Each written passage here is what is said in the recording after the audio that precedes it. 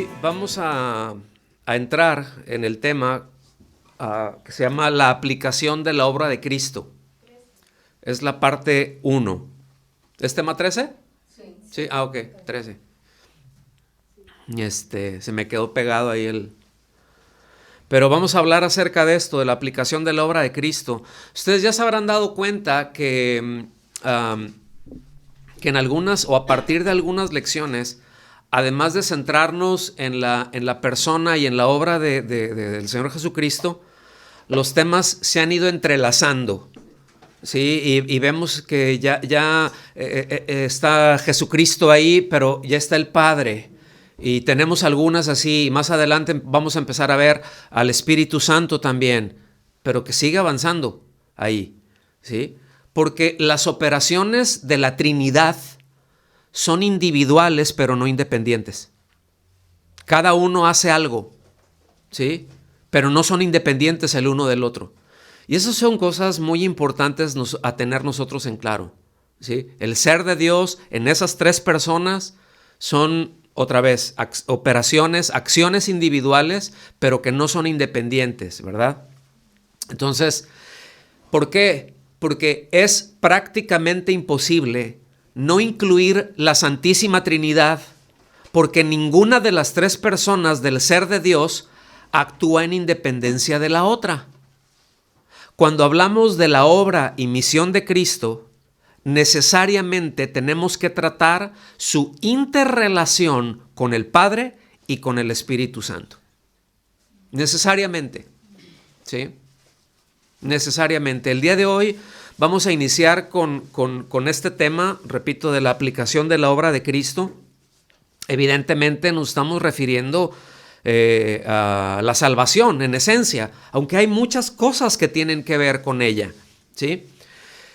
Gracias a Dios tenemos el tiempo suficiente para poder ver este tema en más de una sesión. No sé si van a ser 2, no sé si van a ser 3, depende cómo vayamos avanzando y cómo también se pueda percibir la penetración que está teniendo, porque de nada o de poco aprovecha a aventar un montón de cosas que nos van a pasar por arriba de la cabeza y se trata de ir eslabonando, ¿verdad? O sea, como lo hemos hecho, se trata de ir construyendo, de ir creciendo en el tema, de ir poner bases muy sólidas para entender otras cosas que están más allá adelante y que lo vamos a conectar con todos los otros módulos, ¿sí? Con todas las demás materias que estemos viendo, no son independientes.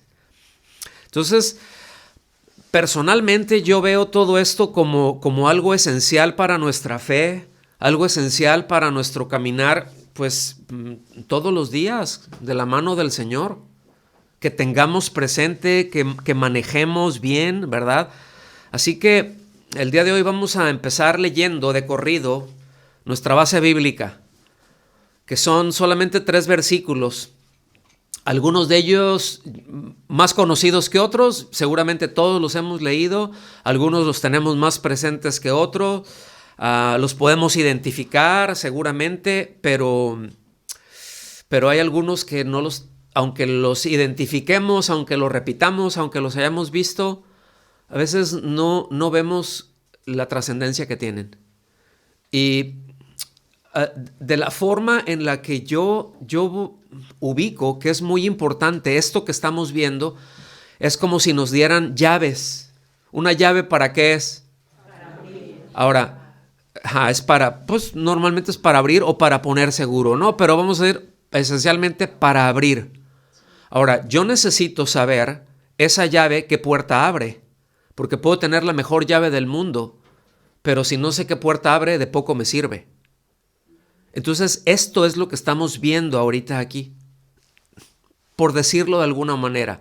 El día de hoy se les va a entregar una llavecita, pero van a ver las puertas que va a abrir para tener también una comprensión bíblica más amplia.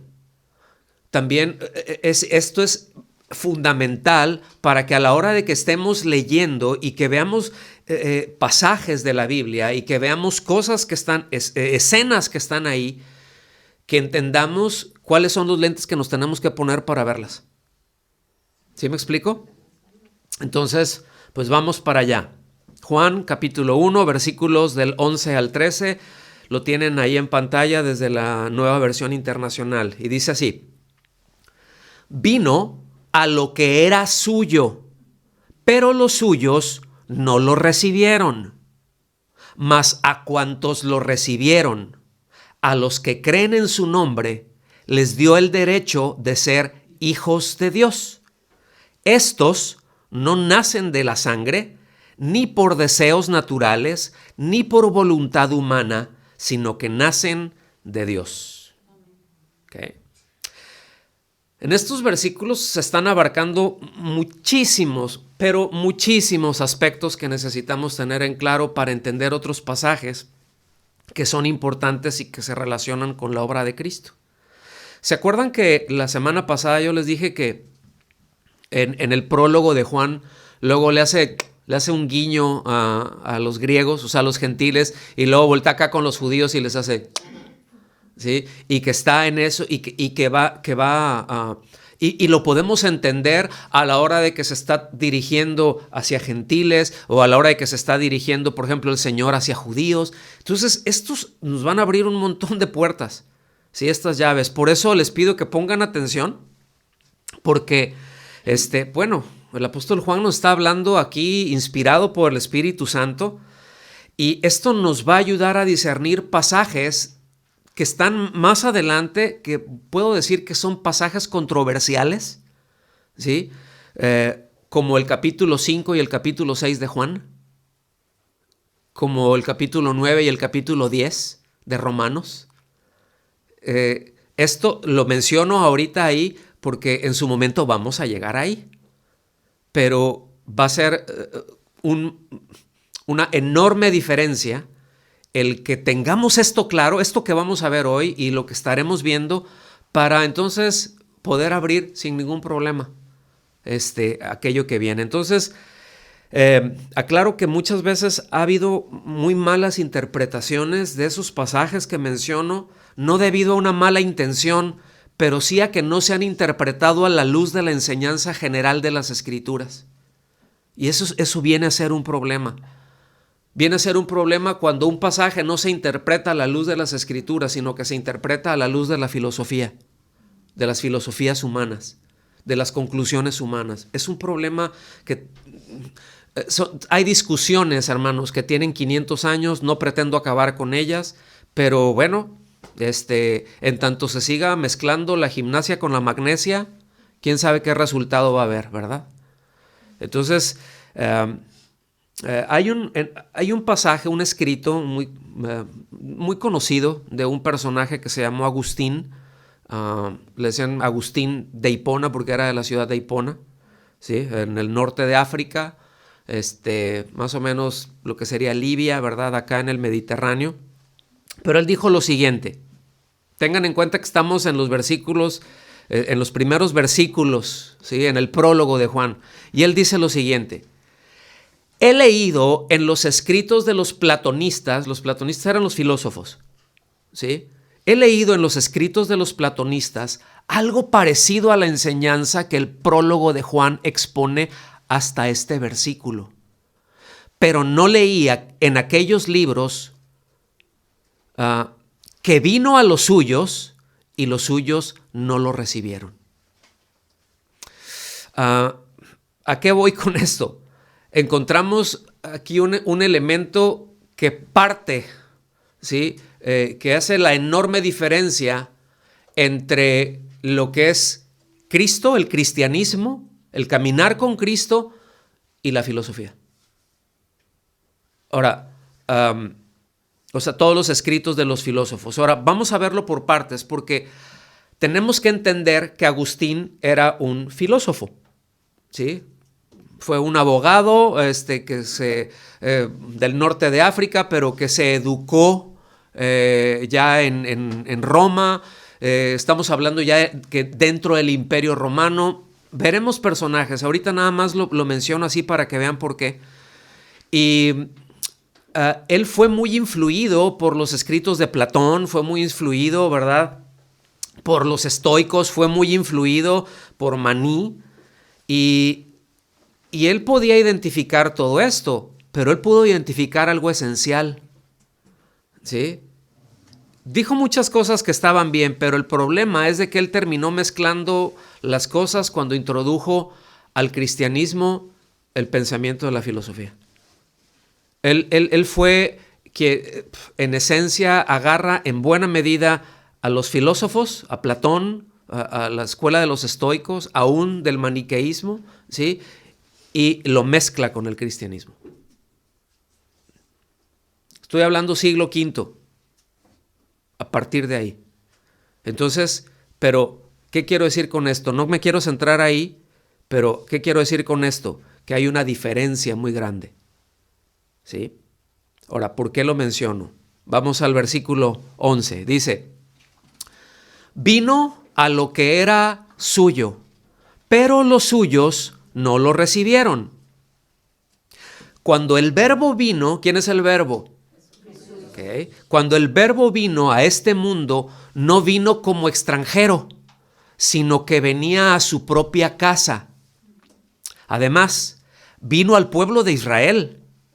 Si hubiera venido a otra nación, sería más fácil comprender el rechazo.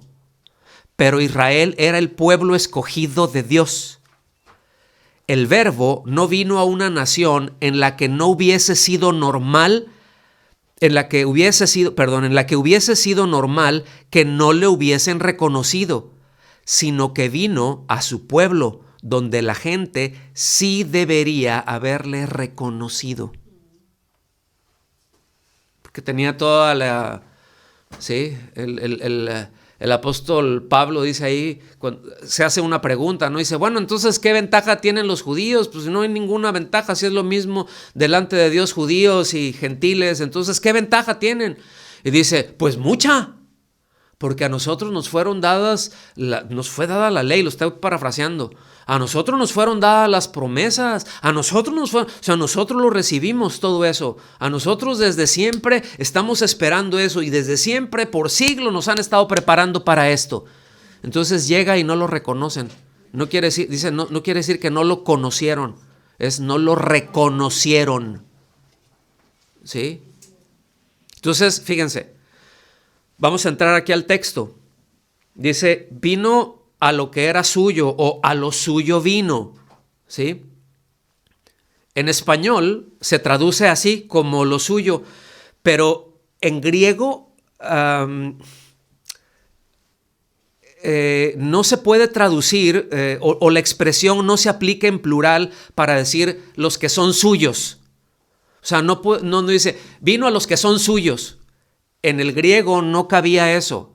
Siempre lo trata como algo genérico, cuando dice a lo suyo, ¿sí? Entonces debe de entenderse así, que se está refiriendo a algo completo de él, ¿sí? Evidentemente, bueno, pues no es nada más la tierra, no, es la gente, el pueblo. No decimos los países de Israel, ¿verdad que no? Por ejemplo, podemos decir el país o la nación de, porque es una sola, aunque pueden estar en distintas secciones, ¿no? Pero aquí Juan resalta, ponga atención en esto, porque lo que está haciendo aquí está resaltando la gravedad del rechazo del Señor, ¿sí? Usa expresiones muy vivas como estas, ¿no? O sea, a lo suyo vino, eso es... Dice, pero los suyos no le recibieron. Esa es una expresión muy viva, muy fuerte. En el griego es muy fuerte, ¿sí? Entonces, se pudo haber traducido también como vino a su casa. Esa es una forma, ¿verdad? Es exactamente la misma expresión.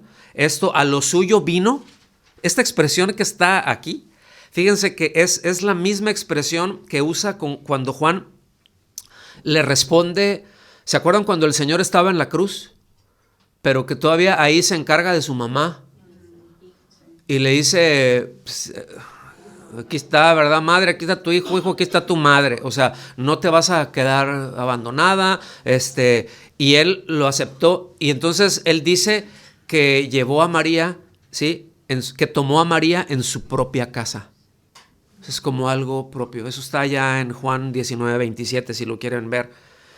Pero entonces cuando está hablando de lo suyo, pues se está refiriendo ¿a quién? Al pueblo de Israel, ¿verdad? A la casa de Israel. Es como se le conocía también así en el Antiguo Testamento, la casa de Israel. Así que fue su propia gente, los suyos, los que no le recibieron. Esto hace que ahora los suyos hayan entrado en una relación diferente con el rechazado. ¿Sí? Tendrían que haberle reconocido. Tenemos que ver la referencia que aquí hay a la nación judía. Pudieron disfrutar de muchos privilegios, más concretamente la revelación de Dios, como nos dice ahí en Hebreos 1:1, ¿verdad? En muchas formas, en muchas ocasiones, de muchas maneras, etc. Juan no dice que no lo conocieron, sino que no le recibieron. ¿Sí? No les recibieron. Este verbo recibieron, para ponerles una mosca ahí en la oreja, de hecho ya se los había comentado. Ustedes saben que la forma de conjugar, dependiendo del idioma, cambia, ¿no? Hay formas de conjugación en el griego que no existe en ningún otro idioma. Por ejemplo, aquí nosotros lo vemos y lo recibieron, ¿sí?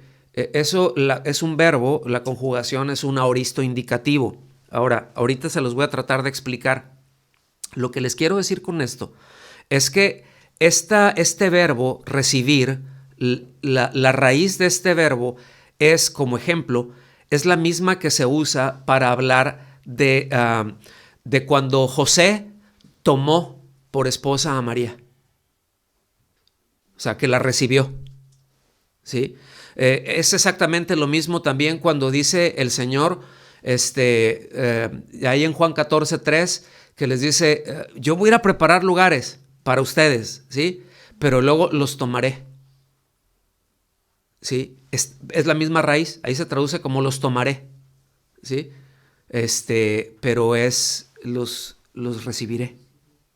Entonces, a ver, ¿ya se confundieron?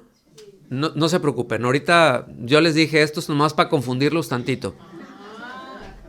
O sea, esto es para decirles que que ese es lo importante es entender el sentido de los verbos y de las expresiones cuando se utilizan, ¿sí? O sea, cuando habla de recibir, no se está refiriendo a ok, ya pásale, ya te recibí. Se está refiriendo a una intimidad. Se está refiriendo a darle la bienvenida a esa persona, pero entrar en una intimidad con esa persona. Y repito, el caso es como José y María. José recibió a María, ¿sí? El Señor cuando venga por nosotros nos va a recibir, nos va a tomar para Él. ¿Ya quedó más claro? Ese es el sentido que tiene recibieron, ¿sí? Entonces, ¿qué hicieron con el Señor cuando Él vino a los suyos? No lo recibieron, no lo abrazaron, lo rechazaron, ¿sí? En español se tiene que conjugar bien diferente. En el español se tiene que conjugar en el pasado, ¿sí? Lo recibieron. Pero en el griego, otra vez, ese aoristo indicativo lo que hace es que es una acción que empezó allá, atrás, pero que sigue. Pero para ponerles un ejemplo, en el español, yo no puedo decir, fíjate que ayer me sigo tomando una taza de café. ¿Verdad que no? ¿Les hace sentido? Porque no existe esa forma de conjugar, ¿sí? Entonces, ¿cómo tendría que decir? Ayer me tomé, pero pues ese café ya entró, ya se fue, ya no está. Pero aquí no, aquí no es así. Entonces los detalles son importantes. Es como si Juan les estuviera diciendo, no lo recibieron cuando vino y siguen sin recibirlo.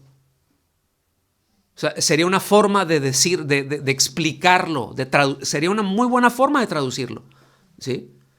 O sea, no lo recibieron y siguen sin recibirlo. Pero es solamente una expresión, pero te da toda esa idea. O sea, es una acción que continúa, que empezó allá, pero que continúa. No sé si lo alcanzan a ver, hermanos. ¿Vamos bien? Entonces, pues evidentemente se refiere a una generalidad de gente, porque si hubo quien les recibió, ¿a poco no? Eso siempre es lo que el Señor dice, hay un remanente. Ese es un remanente, ¿sí? Cuando Elías estaba por allá en la cueva con la depresión hasta las orejas, ¿no? Y ay, salud, ay, Señor, y ya mejor me quiero morir, ya llévame contigo porque ya no sé qué hacer, me están correteando muy duro. Y le dice el Señor, cálmate, sereno, moreno, le dice, ¿no? Tranquilo, Camilo. No, dice, hay otros 7,000 que no han doblado su rodilla a Baal. Cuando dice, solamente yo he quedado. Dice, no, hay un puño ahí. Hay otros 7,000, no te creas que eres tan... No, tranquilo, ¿eh? Y es así como que, ¿really? ¿No? Entonces, no sé si lo alcanzan a ver, hermanos. Vamos a seguirle. Versículo 12. Mas a cuantos lo recibieron, a los que creen en su nombre, les dio el derecho de ser hechos hijos de Dios. ¿Sí? Los hijos, entonces, ¿quiénes son? Son aquellos que creen. En la primera parte del versículo, Juan, pues, ha hablado de recibirle y ahora habla de creer en su nombre. ¿Lo alcanzan a ver? Estas son maneras diferentes de ver el mismo cambio espiritual por el que uno deja de confiar en sus propios méritos y logros y pasa a confiar en Cristo. Ahí está el switch. ¿Sí? Ahí está el switch. Entonces, ahí es en donde están esos guiños a los judíos, a los gentiles. ¿Estamos aquí? Ahora, el efecto que todo esto tiene, que está haciendo Juan, está creando un contraste entre quienes lo recibieron, o sea, quienes han creído en él y quienes lo rechazan. Vino a los suyos, lo rechazaron, pero los que lo recibieron, les dio una autoridad, les dio un derecho de ser hechos hijos de Dios. Vienen a ser. ¿Sí? ¿Por qué estamos? Fíjense, ahorita voy a tocar algo que es muy importante aquí en esto, porque para ellos, como nación de Israel, ellos otra vez asumían que como yo soy descendiente de Abraham, yo ya tengo la salvación garantizada, o sea, yo ya soy hijo de Dios. Por eso cuando en alguna discusión que tienen por ahí con el Señor, dicen, no, nosotros somos hijos de Dios y nosotros somos... Y el Señor se ve así como que bien tiernito y les dice, no, ustedes son hijos del diablo. Ustedes son hijos de su padre el diablo. O sea, ¿saben lo ofendidos que se sintieron, como las chispas que salían en esos? Eran unos encontronazos tremendos. ¿Sí? Entonces, deja ver la necesidad de creer a Dios, ¿sí? Quien dice que Cristo es el Salvador. ¿Quién es el que dice que Cristo es el Salvador? Bueno, sí, pero de la Trinidad, ¿quién dice que Él? Sí. O sea, el que cree... A ver, si yo creo en Cristo, ¿en quién estoy creyendo? Sí, estoy poniendo mi confianza en Cristo. Pero cuando yo no creo, cuando yo no pongo mi confianza en Cristo, le estoy diciendo al Padre, eres un mentiroso. ¿Sí? Entonces, solo como dato, ahorita voy a entrar más a esto, pero solo como dato, Juan utiliza 98 veces el verbo creer en la forma de verbo, ¿no? Mateo lo usa 11, Marcos lo utiliza 14, Lucas lo utiliza 9 en el Evangelio y 37 veces en los Hechos. Pablo lo utiliza 54 veces. El verbo creer, pisteuo, ¿sí? Pero Juan, esto me puse a rascar un poco más ahí, me tomó un buen, pero Juan nunca utiliza creer a manera de sustantivo. O sea, nunca utiliza fe. El verbo en el griego es pisteuo, pero el sustantivo es pistis. Es para nada más que noten la diferencia. Juan nunca utiliza pistis. Siempre utiliza creer. Siempre lo utiliza en verbo. Y un verbo y un sustantivo pues es muy indiferente. Es más, hasta Ricardo Arjona lo dijo. Jesús es el verbo, no el sustantivo. ¿Sí? Sí sabía lo que estaba diciendo. O sea, es correcto, eso es correcto. ¿Sí? Entonces, hay quienes piensan, y aquí está lo interesante, hay quienes piensan que Juan no utiliza el sustantivo porque el sustantivo estaba muy extendido, o sea, el pistis estaba muy extendido entre los herejes, entre ya los pensadores heréticos, ya las revueltas o las revolturas que estaban haciendo. Entonces está claro que para él creer es una acción continua. Porque el que cree ya habla ahí en presente. A los que creen en su nombre, habla en presente. ¿Sí? Para todo aquel que cree, habla en presente. Nunca dice para todo aquel que tiene fe. Porque puedes tener fe, el asunto es en dónde está tu fe. ¿Sí me explico? Entonces, de ahí hago otro paréntesis, de ahí la idea que en algunas alas, vamos a decir así, de la cristiandad, cuando dicen creer, lo ven precisamente, de ahí viene la idea de que creer es una obra. Si tú ves la Biblia nada más y ves creer, pues nunca la vas a entender como una obra. Pero cuando le metes el filtro de los pensadores griegos, ¿sí? Entonces ya, bueno, porque lo estás viendo más como un sustantivo, no como un verbo. Pero bueno, ponerles ahí, otra para que estén masticándola, ¿no? Yo creo que hay cosas que tenemos que, ahorita los voy a estar estirando, un poquito más. Nótese que tienen que creer en su nombre, ¿sí? La palabra nombre tenía mucho más significado para la gente de la antigüedad que para nosotros. Ahora lo entendemos como un simple apelativo, una etiqueta que nos ayuda a distinguir a las personas, aunque en cierto sentido es algo sin demasiada importancia. Pero en la antigüedad el nombre tenía que ver con toda la persona y su personalidad. Los nombres eran muy importantes. Se les ponían los nombres, eran muy importantes. Yo me acuerdo que cuando iba a nacer nuestro hijo, pues para empezar ni sabíamos si era hombre o mujer.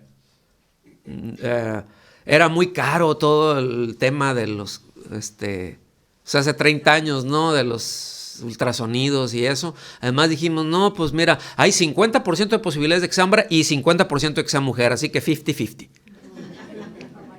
¿Sí? Pero yo no ubicábamos, entonces, si fuera sería este nombre, o qué nombre le pondríamos si fuera así o si fuera acá.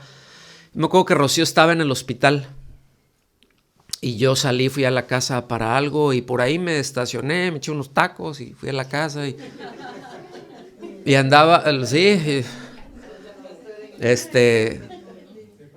pues unos tacos al pastor, ¿no? Entonces, pero ya cuando que Rocío estaba ahí en el mero fragor de la batalla, Dios me habló y fue algo como muy audible para mí. Entonces le dice, le van a poner Samuel. Es un niño y le van a poner Samuel. Entonces para mí es un nombre que es muy importante. Es que escucha a Dios, es el que escucha a Dios. yo creo que no hay mayor legado que pueda tener y algo tan importante que alguien escucha a Dios. Pero escuchar a Dios no nada más como que, ay, sí te oí. No, es, te oigo para hacerte caso. Entonces te representó, eso es lo que hay detrás de haberle puesto así a nuestro hijo. Cierro el paréntesis. Entonces, ¿cuál es el nombre del Señor? Pero ¿cuál es el nombre? ¿Se acuerdan en la anunciación cuando viene el ángel y le dice a María, cómo le dice que le iba a poner? Jesús. ¿Por qué? Porque él, exactamente, porque él va a salvar. Jesús quiere decir Salvador. ¿Sí? Creer en su nombre es creer en su persona, es creer que Él es el Salvador. ¿Estamos viendo? ¿Vamos hasta aquí? Entonces, al creer en Él, creemos a Dios. ¿Sí? Creemos que Dios es veraz. Seguimos. En Juan 5:24, en la Nueva Biblia de las Américas, se lee así: en verdad les digo, el que oye mi palabra y cree al que me envió, tiene vida eterna y no viene a condenación, sino que ha pasado de muerte a vida. ¿Ya está más claro aquí? La persona que recibe la vida eterna es aquella que oye a Cristo y cree en el Padre. La unidad del Padre con el Hijo se ve también en la misma forma de la salvación. Me gusta mucho luego uno de los maestros de la Biblia, un erudito, y tiene una frase, ¿no? Cuando él va a leer algún pasaje, generalmente que se le está predicando a la congregación, ¿no? Como que es algo con su congregación. Y que dicen, bueno, abran su Biblia tal, ya todos ahí, como ustedes aquí, así. Y después dicen, escuche a Cristo. Escuche a Cristo. Y aunque lea alguna carta de Pablo, pero escucha a Cristo. Toda la enseñanza que tenemos ahí, estás escuchando a Cristo. ¿Sí? Por eso, aquí, fíjense, cómo ya maneja él aquí el único requisito para estar en la condición de hijos. ¿Cuál es? ¿Cuál es la condición? Es la de creer en su nombre.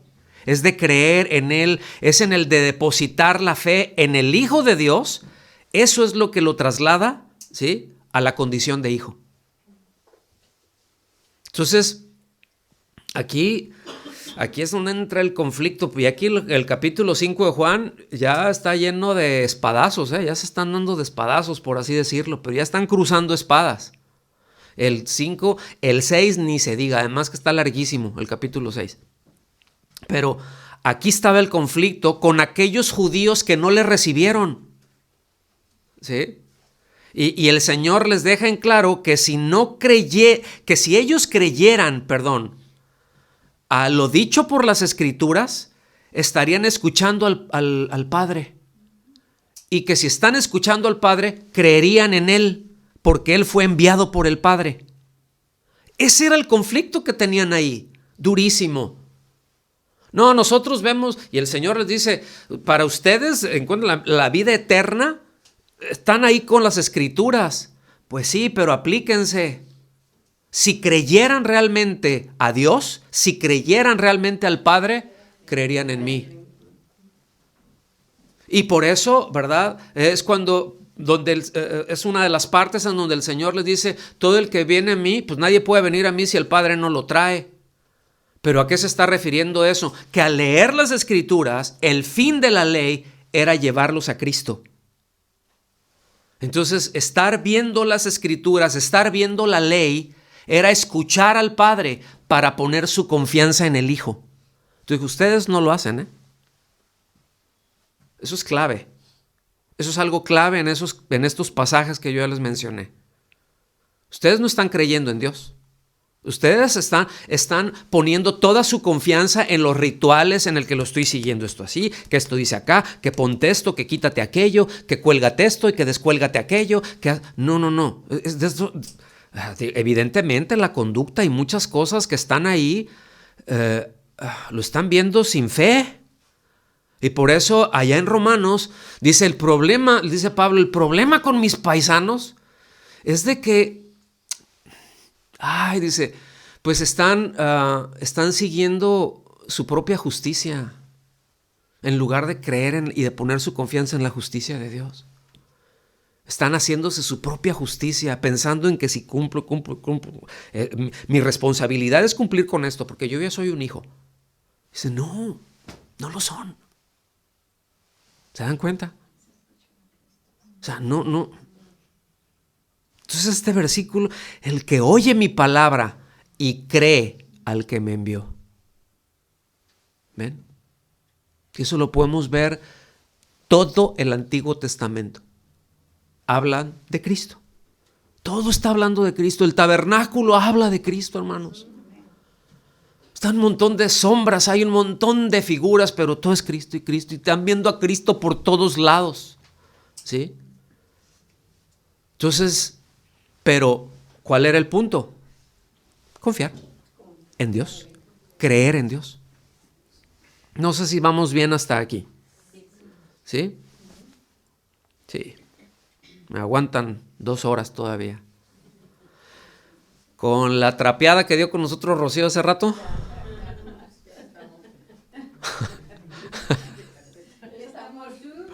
Ya, con razón, ya se quedaron así lacios, seditos. ¿Sí? Continuamos con Juan 1:13. Estos, ¿quiénes? Los hijos, ¿no? ¿Quiénes son los hijos? Los que le recibieron. ¿Y quiénes son los que le recibieron? Los que creen en su nombre. Bueno, esos, dice, estos no nacen de la sangre, ni por deseos naturales, ni por voluntad humana, sino que nacen de Dios.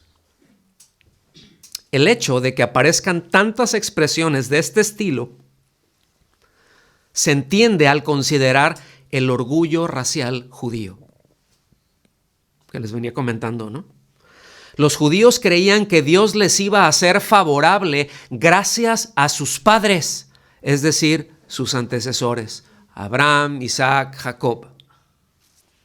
El nacimiento del que está hablando no proviene de forma o decisión humana, por grande o excelente que éste sea.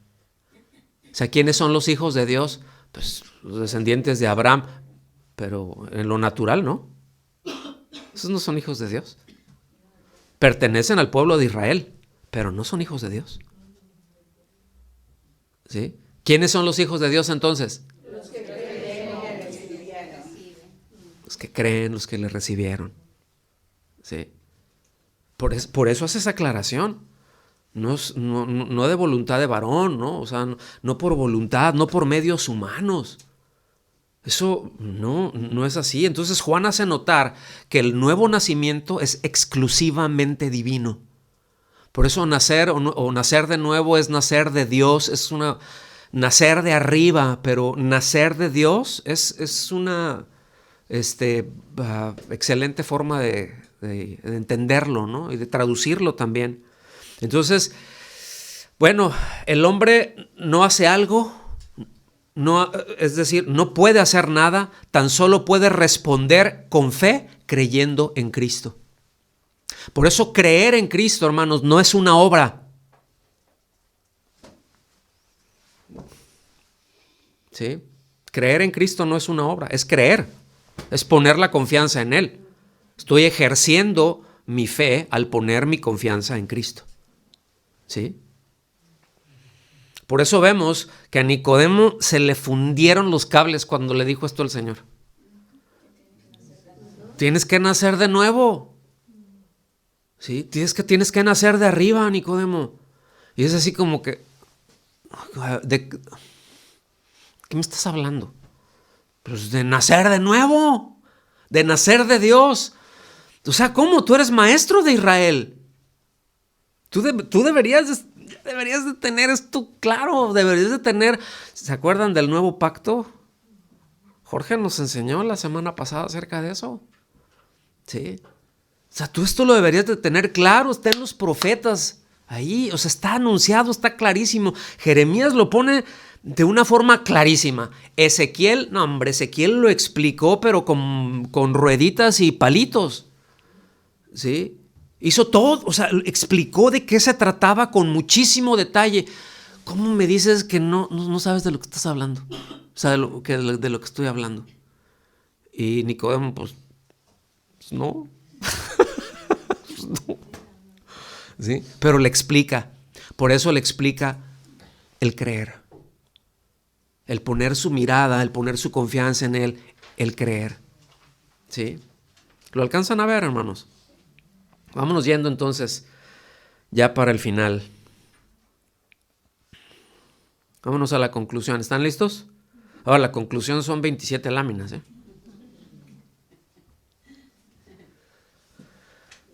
Todos son criaturas, porque Él ha creado a todo el mundo y es su proveedor, es el que lo sustenta.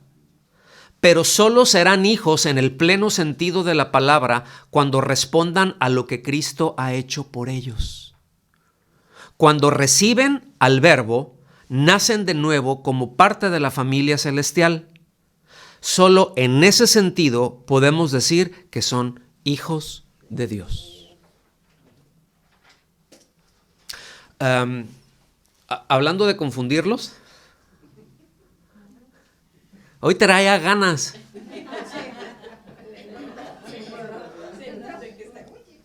Fíjense, en el Antiguo Testamento es la misma expresión de hijos de Dios, pero en el Antiguo Testamento la expresión de hijos de Dios solamente lo da a los ángeles.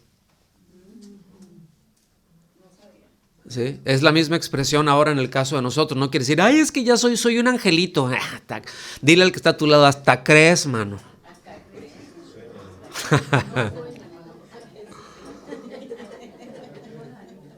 Y el otro se, ¿que no soy querubín?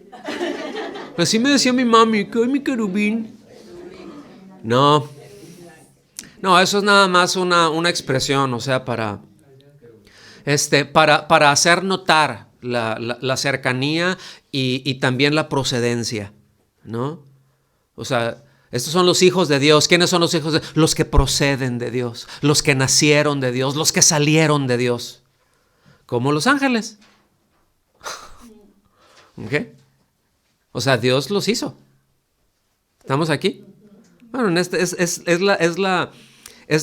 una figura nada más, es que tener esa idea, es el que procede de Dios. Otra vez a nosotros se nos tiene que explicar y nos confundimos con esto, pero para ellos eso era un término.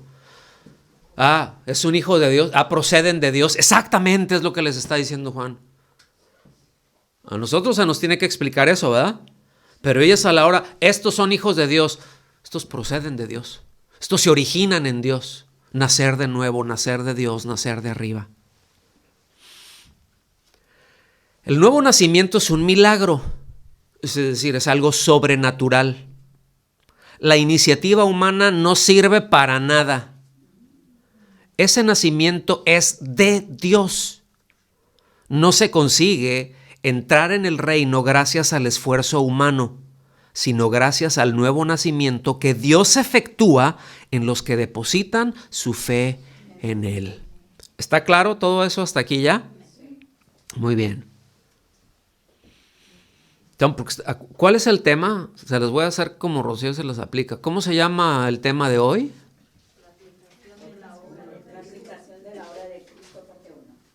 Eso. Al menos sí lo anotan. Al menos lo anotaron. Sí, muy bien. Es decir, esa obra que Cristo hizo de salvarnos, se nos está, ahí vemos a Jesús, ¿verdad? Y vemos al Padre. Luego vamos a ver al Espíritu Santo. Entonces, ¿quién aplica qué? ¿Cómo se está aplicando? ¿Qué rol tiene el Padre, el Hijo y el Espíritu Santo en todo esto? Pero eso lo vamos a seguir viendo. ¿Sí? Terminamos con esto. La Biblia enseña continuamente que la salvación y con ella el nuevo nacimiento es de Dios. Y uno de los pasajes, ¿verdad?, que están ahí es Salmo 3:8, que dice: la salvación es del Señor. sea sobre tu pueblo tu bendición. Selah, o sea, mediten en esto. Vamos a orar. Señor, te damos muchas gracias por tu bondad, por tu fidelidad, Señor, y ayudarnos a lo largo de esto. Te suplicamos, Señor, que por favor nos ayudes a tener en mente, en el corazón, a tener presente estas verdades, que podamos entenderlas, que podamos seguir avanzando, seguir creciendo en ti. Todo esto, Señor, te lo rogamos en el nombre de Jesús. Amén.